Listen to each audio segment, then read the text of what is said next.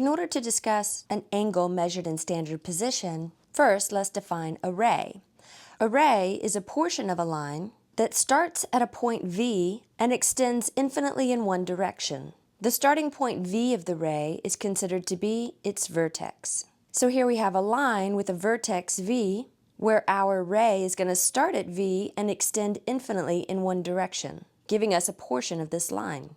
An angle is formed when two rays are drawn with a common vertex. And so here we have two angles. One of the rays is considered to be the initial side, and an angle is formed when we sweep from the initial side to another ray that we'll call the terminal side. When we sweep from the initial side to the terminal side in a direction that is counterclockwise, that will yield a positive angle. However, if we were to begin at the initial side and instead sweep in a clockwise direction, so in this direction, we would measure this angle using a negative quantity. To represent the measures of these angles, we often use Greek letters. And here are some common Greek letters that are used to represent the measure of angles. So here we might represent the measure of this positive angle using the Greek letter theta. And in this case, we would say that the measure of angle theta is a positive quantity. And for our negative angle, let's use the Greek letter alpha. So then we would say that the angle alpha is negative. An angle is in standard position if the vertex is at the origin and the initial side of the angle is along the positive x-axis.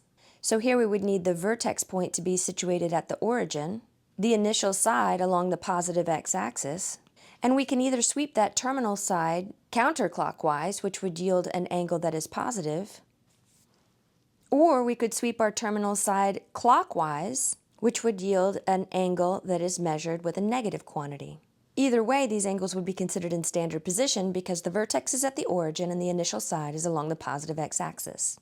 When an angle is in standard position and the terminal side falls in one of the quadrants, we say that the angle lies in that quadrant. So in our image above here, we would say that the angle theta lies in the second quadrant because its terminal side falls in the second quadrant. And this would also be true if we used a positive measure for angle theta. So theta can sweep in the positive direction or in the negative direction, and it would still be considered to fall in quadrant 2.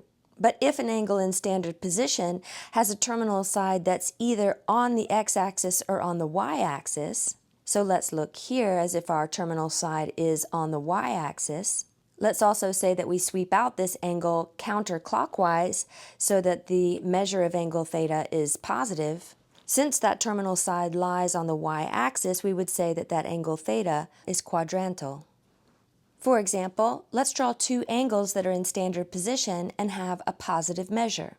To be in standard position, remember that the vertex has to be situated at the origin and the initial side has to be along the positive x-axis. From there, we'll sweep out our terminal side in the counterclockwise direction, and this will give us the measure of an angle that is positive. We would also say that this angle theta lies in the third quadrant because its terminal side falls in the third quadrant. A second angle having a positive measure, again, will have a vertex at the origin, an initial side along the positive x-axis, and from there we need to sweep counterclockwise to get the terminal side, and because we swept in a counterclockwise direction, the angle is positive. Let's this time use the Greek letter alpha to represent the measure of this angle. So we'd say that angle alpha lies in the first quadrant. Now let's draw two angles that are in standard position and have a negative measure. Again, the vertex needs to be at the origin, the initial side needs to be along the positive x-axis, but this time we need to sweep in the clockwise direction in order to get an angle that is negative.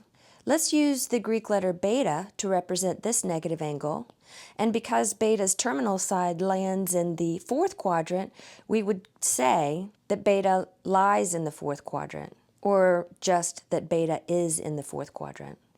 Another negatively measured angle in standard position would have to have the vertex at the origin, the initial side along the positive x-axis, and the terminal side would have to be swept out in this clockwise direction in order to be measured with a negative angle. Let's this time call this angle gamma. The measure of angle gamma is negative, and by the way, let's go back over here to say the measure of angle beta is also negative. And since the terminal side of gamma lies on the y-axis, we would say that gamma is quadrantal.